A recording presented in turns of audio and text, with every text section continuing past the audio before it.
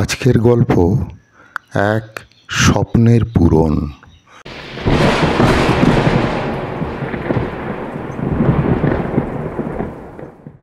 সায়মা আয়নার সামনে দাঁড়িয়ে নিজের শরীরটা দেখছিল।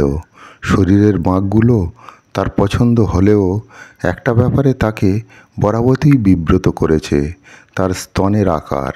বয়স 23 হলেও শরীরের এই অংশটি যেন বয়সের তুলনায় ছোটই রয়ে গেছে। কলেজ জীবন থেকে আত্মবিশ্বাসে চিড় ধরেছিল। বন্ধুরা যখন নিজের সৌন্দর্য নিয়ে আলোচনা করত, সে তখন নীরবে নিজেকে গুটিয়ে নিত। অনেক সময় ভাবত, এটা কি আমার দোষ?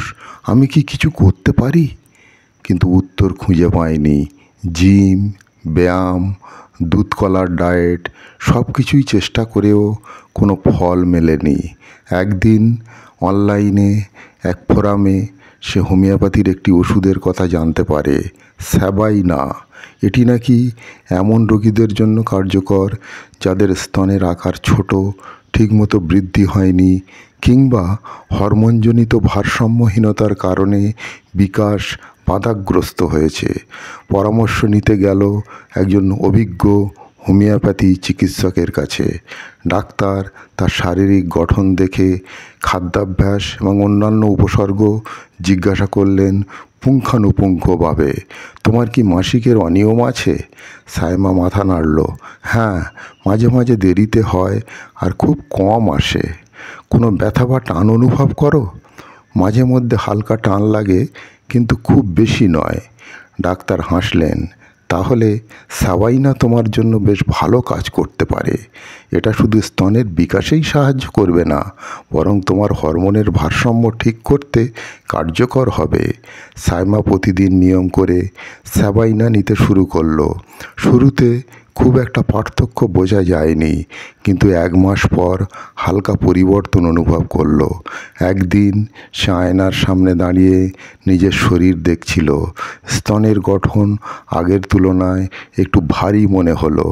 তার মন ভালো হয়ে গেল। 2 মাস পরে সে আবার চিকিৎসকের কাছে গেল। ডাক্তার হাসি মুখে বললেন, কেমন লাগছে এখন? সায়মা বলল, আসলে আমি অনেক আত্মবিশ্বাসী বোধ করছি।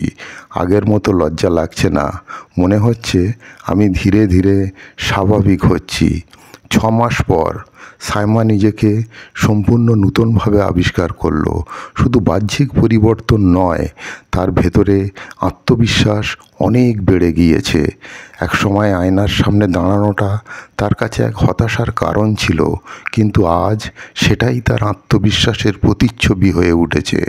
সাবাইনা শুধু তার শারীরিক পরিবর্তনই আনেনি, বরং নিজের প্রতি ভালোবাসা ও আত্মবিশ্বাস ফিরিয়ে দিয়েছে।